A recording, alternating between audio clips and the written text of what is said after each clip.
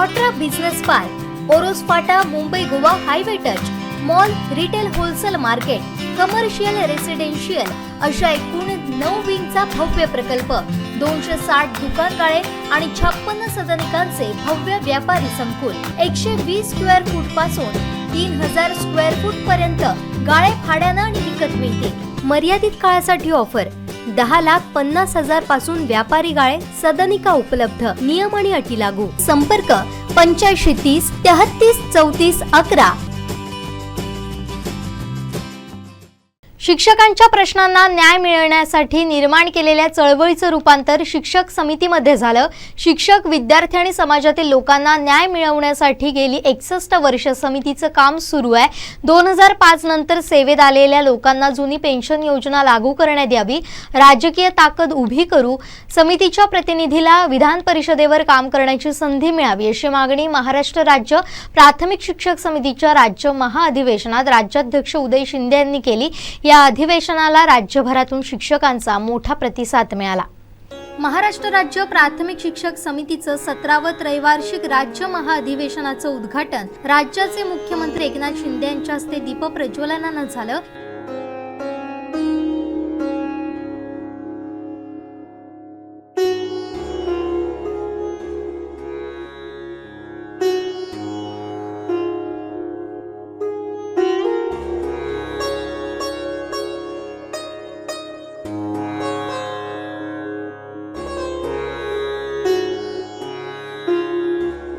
यावेळी व्यासपीठावर उद्योग मंत्री उदय सामंत, स्वागताध्यक्ष तथा शालेय शिक्षण मंत्री दीपक केसरकर, माजी आमदार राजन तेली, ब्रिगेडियर सुधीर सावंत, राज्याध्यक्ष उदय शिंदे, राज्य सरचिटणीस विजय कोंबे, राज्य उपाध्यक्ष राजन कोरगावकर आदींसह जिल्हास्तरीय पदाधिकारी उपस्थित होते।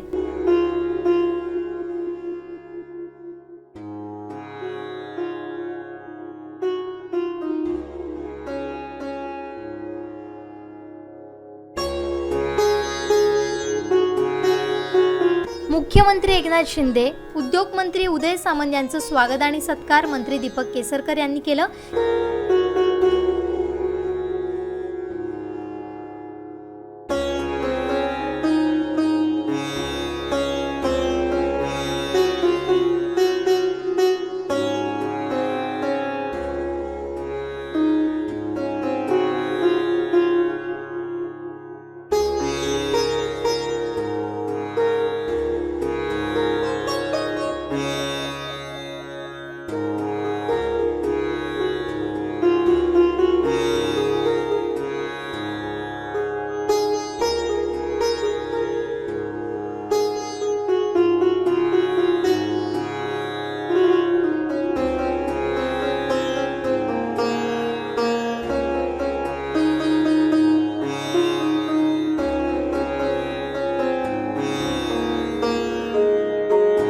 यानंतर शिक्षक समितीचा बुलंद आवाज आणि शिक्षकांच्या न्याय हक्कासाठी सतत लढणारे राज्याध्यक्ष उदय शिंदे,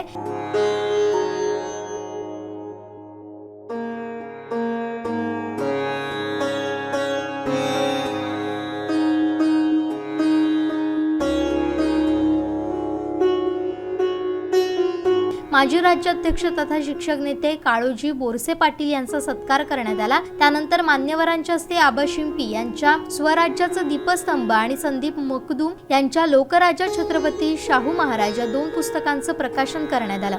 यावेळी महाराष्ट्र राज्य प्राथमिक शिक्षक समितीच्या नूतन पदाधिकारी यांची घोषणा आणि मान्यवरांच्या हस्ते सत्कार करण्यात आला।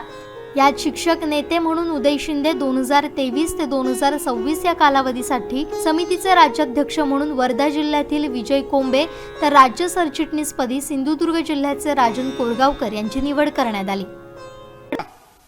खरं तर या अधिवेशनाच्या पूर्वसंध्येला म्हणजे काल या ठिकाणी भव्य अशी शिक्षण परिषद आपण आयोजित केली आणि या शिक्षण परिषदेच्या माध्यमातून कालचं शिक्षण, आजचं शिक्षण आणि उद्याच्या बदलत्या काळातलं शिक्षण या संदर्भानं प्रमुख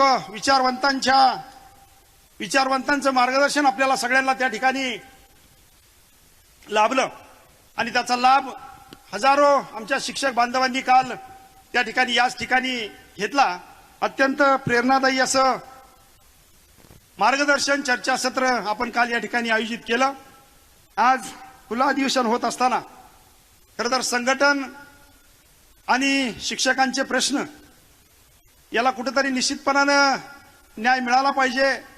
गेल्या काही वर्षांमध्ये जे प्रश्न प्रलंबित राहिलेले आहेत त्या प्रश्नांना न्याय मिळाला पाहिजे ही भूमिका या अधिवेशनाच्या निमित्तानं निश्चितपणानं आपली सगळ्यांची आहे.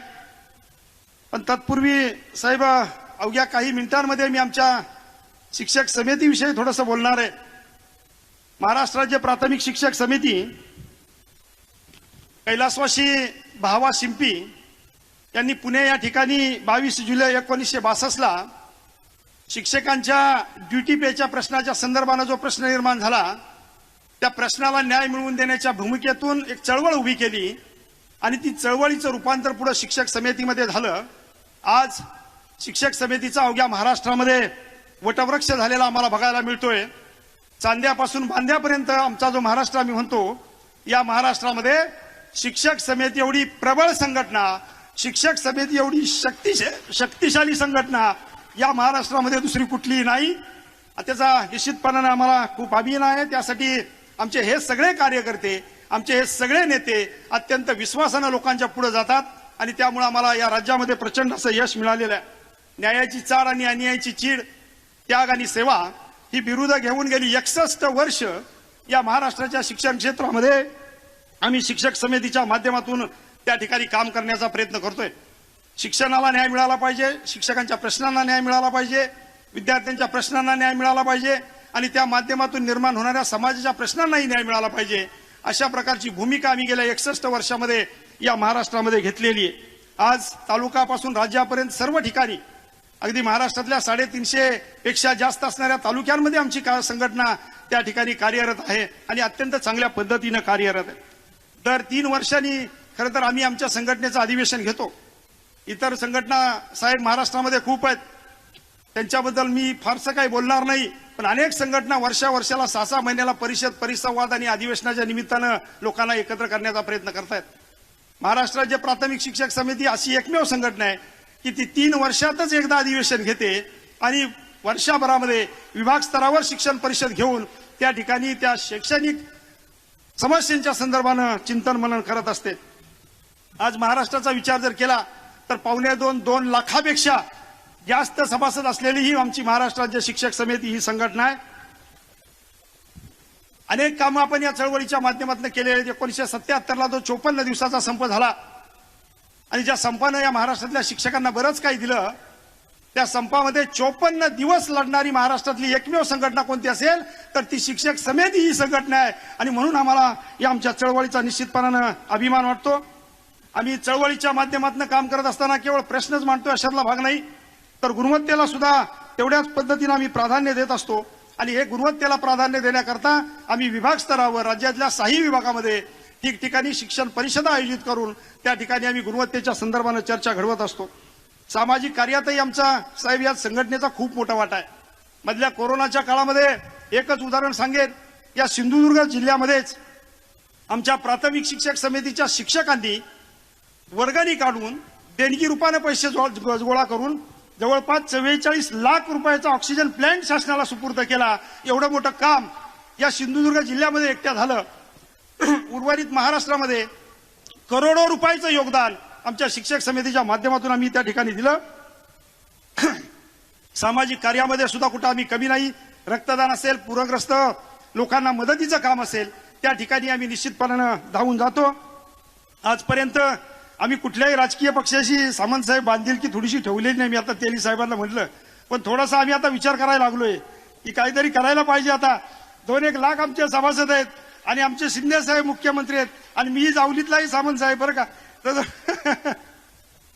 आणि निश्चितपणानं थोडंसं कुठेतरी आम्हाला काय फार राजकीय फायदा वगैरे काही नाही. मी ते थोडासा एक मुद्दा पुढे मांडणार आहे, पण निश्चितपणानं अजूनपर्यंत आम्ही अराजकीय म्हणून राहिलोय. पण या पुढच्या काळामध्ये मित्रांनो आपल्याला सगळ्यांना निश्चितपणानं विचार करावाच लागेल आणि तो आपण उद्याच्या काळामध्ये करूया. महाराष्ट्रातल्या शिक्षकांना एकत्र करून त्यांना स्वाभिमानानं जगण्याचं, स्वाभिमानानं राहण्याचं जे आपण काम केलेलं आहे शिक्षक समितीच्या माध्यमातून, ते निश्चितपणानं अत्यंत प्रभावी असं काम आहे. दरवर्षी आम्ही सभासद नोंदणी करतो. राज्यामध्ये संघटन आम्ही का करतो, शिक्षकांची कामं बघतो, पण साहेब त्याचबरोबर राज्यातल्या जिल्हा स्तरावर आणि तालुका स्तरावर असलेल्या पतसंस्था असतील, अनेक शिक्षक बँका असतील, या आज शिक्षक समितीच्या ताब्यामधल्या संस्था आहेत आणि त्यामध्ये आम्ही सहकारामध्ये अत्यंत उत्तम पद्धतीनं काम करत असतो. आणि अशा पद्धतीनं आणि ही संघटना 1962 ला स्थापन झाली, त्यावेळी सुद्धा धर्मादाय आयुक्ताकडे नोंदणी झालेली होती आणि 2020 ला कामगार आयुक्त कार्यालयाकडेही त्यांनी साहेब आम्ही याची मान्यता घेतलेली आहे, नोंदणी करून घेतलेली आहे. म्हणजे कायदेशीरदृष्ट्या या राज्यामध्ये प्रबळ असणारी संघटना, शक्तिशाली असणारी संघटना ही निश्चितपणानं शिक्षक समिती आहे, एवढं मी आपल्याला या निमित्तानं आवर्जून सांगेन. यापेक्षा अधिक शिक्षक समितीच्या माध्यमातून निश्चितपणानं त्या ठिकाणी आम्ही काम करण्याचा प्रयत्न करतोय. या निमित्तानं खरं तर अनेक प्रश्न आपण शासन दरबारी सातत्यानं मांडतो. मी सुरुवातीलाच आदरणीय केसरकर साहेब असतील, मुख्यमंत्री महोदय असतील, सामंत साहेबांचं मनापासून आभार मानणार आहे की आम्ही सातत्यानं तुमच्याकडे काही प्रश्न मांडले आणि आमच्या व्यासपीठाच्या अगोदरच तुम्ही घोषणा त्या ठिकाणी करून टाकल्या. केसरकर साहेब, आमच्या व्यासपीठावर केलं असतं तर जरा बरं झाले असतं. शिक्षण सेवकांच्या मानधनामध्ये केलेली वाढ आणि स्वयंपाकींच्या मानधनामध्ये केलेली वाढ ही निश्चितपणानं अत्यंत अभिनंदनीय निर्णय आहे आणि त्यामुळे आपणा सर्वांच्या वतीनं सर्व मंत्री महोदयांचं, मुख्यमंत्री महोदयांचं या ठिकाणी मनापासून खूप खूप आभार मानतो. हे सगळं करत असताना साहेब आमचे बरेच प्रश्न तसे शिल्लकही आहेत. त्या प्रश्नाच्या संदर्भानं निश्चितपणानं विचार व्हावा अशी महाराष्ट्रातल्या तमाम शिक्षक बंधू भगिनींची अपेक्षा आहे. आणि ही अपेक्षा व्यक्त करत असताना आमचा सर्वात महत्वाचा प्रश्न आहे की ज्या प्रश्नाला तुम्ही साहेब न्याय द्यावाच अशी आमची अपेक्षा आहे, तो म्हणजे 2005 नंतर सेवेत आलेल्या लोकांना जुनी पेन्शन योजना लागू झाली पाहिजे आणि त्या दृष्टीनं आपण त्या ठिकाणी निर्णय घ्यावा अशी अपेक्षा आहे.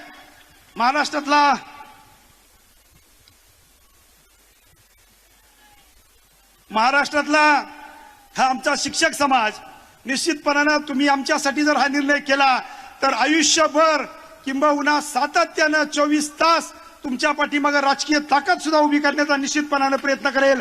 त्यामध्ये तिळमात्र शंका असणार नाही आणि तो निर्णय आपणच घेऊ शकाल ही महाराष्ट्रातल्या तमाम आमच्या कर्मचारी शिक्षक बंधू भगिनींची भावना आहे आणि त्या संदर्भानं आपण त्या ठिकाणी निर्णय घ्यावा अशी विनंती या निमित्तानं आपणाला करतो.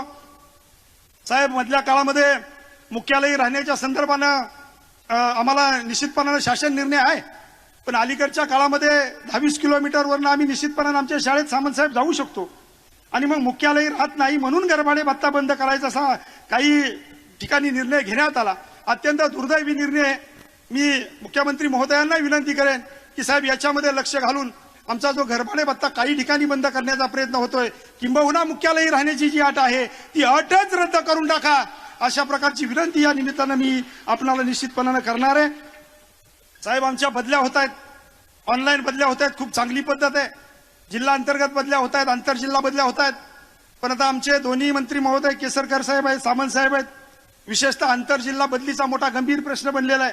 विशेषतः या कोकणपट्ट्यामधून बदली होऊन जाणारे 4-4 वर्ष झालं त्यांच्या ऑर्डर झालेत बदलीच्या साहेब, पण त्यांना कार्यमुक्त केलं गेलेलं नाही.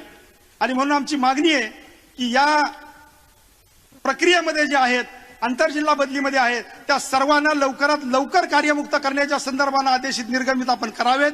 तशा प्रकारच्या सूचना ग्रामविकास विभागाला कराव्यात आणि जिल्हा अंतर्गत बदली प्रक्रियेमध्ये ज्या त्रुटी आहेत त्या त्रुटीही दूर करण्याच्या संदर्भानं त्या ठिकाणी निर्णय घ्यावा अशी आमची अपेक्षा आहे. आमच्याकडे वस्ती शाळा शिक्षक आहेत, 15-15, 20-20 वर्ष त्या ठिकाणी सेवा करतायत, पण सेवा झाल्यानंतर त्यांना पेन्शन मिळत नाही, त्यांना इतर लाभ मिळत नाहीत. आणि म्हणून आमची एक प्रामाणिक मागणी आहे की या वस्ती शाळा शिक्षकांना जर सर्व प्रकारचे लाभ मिळायचे असतील तर त्यांची मूळ सेवा त्या ठिकाणी ग्राह्य धरण्यात यावी आणि त्या प्रमाणात त्यांची सेवा धरून त्यांना पुढचे लाभ देण्यात यावे अशा प्रकारची आमची निश्चितपणानं विनंती आहे. साहेब, रिक्त पदांचा प्रश्न खूप मोठ्या प्रमाणामध्ये, उपशिक्षकांची केंद्रप्रमुख असतील, विस्तार अधिकारी असतील, ही सगळी पदं बऱ्याच प्रमाणामध्ये रिक्त आहेत. ही रिक्त पदं 100% जर भरली तर बऱ्याच प्रमाणामध्ये प्रश्न निश्चितपणानं कमी होतील. त्या दृष्टीने आपण त्या ठिकाणी विचार करावा अशी आपणाला विनंती आहे. साहेब, नगरपालिका आणि महानगरपालिकेचा खूप गंभीर प्रश्न आहे. तुम्ही त्यावेळी नगर विकास मंत्री असताना मी आपल्याला भेटायला आलो होतो घरी दर्यात, आणि त्यावेळी तुम्ही मला सांगितलं होतं की नगर विकासाच्या संदर्भाने एक साहेब बैठक, तुम्ही म्हटलं होतं की एक बैठक लावून प्रश्न सोडवू. सगळ्यात त्यांचा अनुदानाचा प्रश्न, पगाराच्या अनुदानाचा प्रश्न आहे आणि आमची मागणी आहे की त्यांचं वेतनाचं अनुदान 100% त्यांना आपल्याकडून थेट मिळावं. जे नगरपालिका आणि महानगरपालिकेच्या टक्केवारी आणि तुमच्या टक्केवारी जी अडकते 2-2, 3-3 महिने पगारच होत नाहीत, तर जी समस्या निर्माण होते, थेट जर तुमच्याकडून जिल्हा परिषदेसारखं त्यांना अनुदान गेलं तर निश्चितपणानं आमचे शिक्षक खूप समाधानी होतील. आणि जे जिल्हा परिषदेमध्ये कायदे आहेत, केंद्र प्रमुखांची पदं असतील किंवा इतर पदं असतील, ती सुद्धा पदं नगरपालिकेमध्ये निर्माण झाली पाहिजेत आणि तिथल्याही शिक्षकांना बढतीचा लाभ मिळाला पाहिजे, अशाही प्रकारची आमची त्या ठिकाणी निश्चितपणानं मागणी आहे. साहेब, गेल्या अनेक वर्षाची MSCITची आमची मागणी आहे. 2007 पर्यंत आम्हाला तत्कालीन मुख्यमंत्री महोदयांनी MSCIT करण्यासाठी मुदतवाढ दिलेली होती. दरम्यानच्या काळामध्ये आमची काही लोक राहिली, पण आज अखेर महाराष्ट्रातली 99% आमच्या शिक्षक बंधू भगिनी MSCITचं प्रशिक्षण पूर्ण करून घेतलेले आहेत. पण 2007 पर्यंत मुदतवाढ असल्यामुळं आम्ही रिटायर झाल्यानंतर तदनंतर पुढच्या सगळ्या वर्षांची आमच्याकडून वसुली केली जाते. कृपा करून ती वसुली थांबवून MSCITला एकदा फक्त आम्हाला मुदतवाढ द्या, तदनंतर आम्हाला मुदतवाढ नाही दिली तरी चालेल, पण हा प्रश्न निश्चितपणानं निकाली काढण्याची विनंती साहेब आपल्याला निश्चितपणानं त्या ठिकाणी आहे. आज तुम्ही गुणवत्ता वाढवली पाहिजे म्हणून आम्ही प्रयत्न करत असतो. कोणी MPhil होत आहे, कोणी PhD होत आहे, कोणी MAd होत आहे, कोणी B.Ed होत आहे, कोणी पोस्ट ग्रॅज्युएट होत आहे. तर साहेब, एवढं सगळं आम्ही गुणवत्ता धारण करून सुद्धा, पदव्या घेऊन सुद्धा आम्हाला मात्र गट शिक्षण अधिकारी उपशिक्षणाच्या परीक्षेला बसता येत नाही. कुठेतरी याच्यामध्ये निश्चितपणानं न्याय मिळाला पाहिजे. जर खुल्या वर्गातनं त्या जागा भरल्या जात असतील तर आम्हाला सुद्धा त्याच्यामध्ये ग्राह्य धरून त्या ठिकाणी आम्हाला संधी देण्याचा प्रयत्न त्या निमित्तानं त्या ठिकाणी व्हायला पाहिजे, अशी साहेब आमची मागणी आहे. 7व्या वेतन आयोगामध्ये ज्या त्रुटी आहेत त्या त्रुटींच्या संदर्भानं बक्षी समितीचा खंड 2 साहेब प्रकाशित झाला, पण शिक्षक सोडून बाकी सगळ्या वर्गांना त्यात थोडाफार काही मिळाले, पण शिक्षक वर्गाला काही मिळालेलं नाही. आणि सगळ्यात मोठी त्रुटी आदरणीय केसरकर साहेबांच्या बी निदर्शनास आलेली असावी, पण एकाच तारखेला लागलेला आमचा पदवीधर शिक्षक आणि उपशिक्षक, खरं तर पदवीधर शिक्षकाला वेतन जास्त पाहिजे, आमच्या उपशिक्षकाला पदवीधरपेक्षा वेतन जास्त मिळते, एकाच तारखेला लागल्या. ही फार मोठी त्रुटी आहे. तर ती त्रुटी कुठं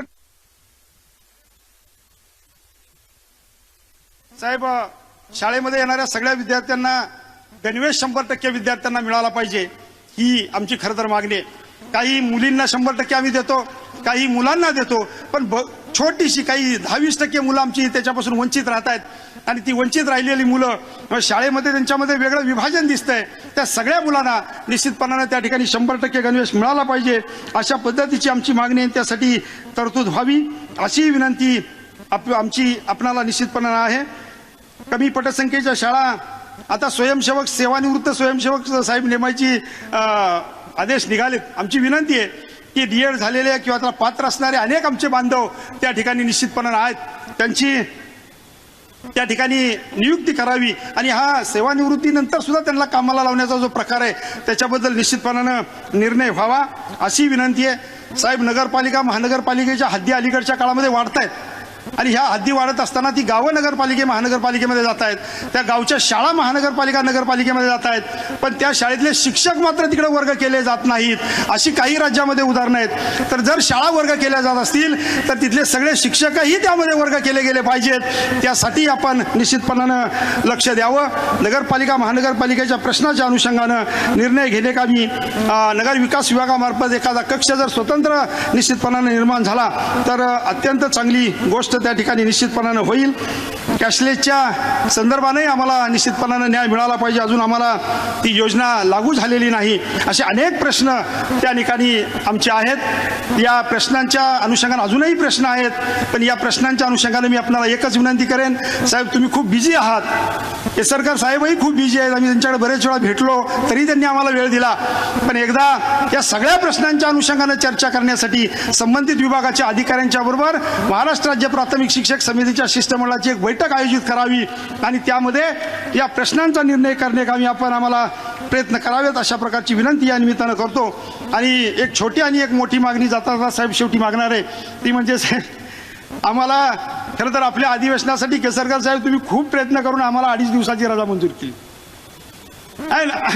आम्हाला जे पत्र आलं साहेब ते 2.5 दिवसाची केली. आता मुख्यमंत्री महोदय आहेत, सामंत साहेब आहेत, आम्ही तर खरं 5 दिवसाची मागितली होती, कारण गोंदिया गडचिरोलीतनं लोक आमची इथपर्यंत येत आहेत. आमची विनंती आज एवढीच आहे की आज तुम्ही या व्यासपीठावरनं किमान आमची 3 दिवसाची रजा तेवढी मंजूर करावी आणि मला मान्यता द्यावी एवढी विनंती या निमित्तानं आहे. ती विनंती आपण स्वीकाराल अशी विनंती करतो. आणि शिंदे साहेब तुम्हाला आणि सगळ्यांना एक आणखीन विनंती आहे, यापूर्वी यापूर्वी महाराष्ट्रातल्या एका शिक्षक संघटनेच्या नेतृत्वाला सामंत साहेब विधान परिषदेवर काम करण्याची संधी मिळालेली होती. आमची सुद्धा शिंदे साहेब अशी मागणी आहे की केसरकर साहेब महाराष्ट्र राज्य प्राथमिक शिक्षक समितीच्या एका प्रतिनिधीला उद्याच्या काळामध्ये शिंदे साहेब तुमच्या मार्फत विधान परिषदेवर काम करण्याची संधी मिळावी, म्हणजे आम्हाला सातत्यानं हे प्रश्न घेऊन तुमच्यापर्यंत यावं लागणार नाही, काही अंश आम्ही सोडवू एवढी विनंती आपणाला या निमित्तानं करतो. आपण सर्वजण माननीय मुख्यमंत्री महोदय, आदरणीय केसरकर साहेब, आदरणीय सामंत साहेब, आपण सर्वजण या ठिकाणी आलात आणि खरं तर आमच्या मनामध्ये एवढी ऊर्जा निर्माण केली, आमच्या मनामध्ये एवढी प्रेरणा निर्माण झाली की आम्ही केसरकर साहेब परवापर्यंत म्हणत होतो काहीतरी गडबड दिसती, पण तुम्ही सगळे आलात. पुन्हा एकदा महाराष्ट्रातील तमाम शिक्षक बंधू भगिनींच्या वतीनं या ठिकाणी आपलं मनापासून हार्दिक स्वागत करतो, आपलं मनपूर्वक आभारही मानतो आणि या ठिकाणी थांबतो. हे बातमीपत्र आणि आमच्या संपूर्ण दिवसभरातले अपडेट्स आपण पाहू शकता मोबाईल ॲपवर. लगेचच प्ले स्टोअर वर जा आणि डाउनलोड करा कोकण 7 लाईव्हचं मोबाईल ॲप.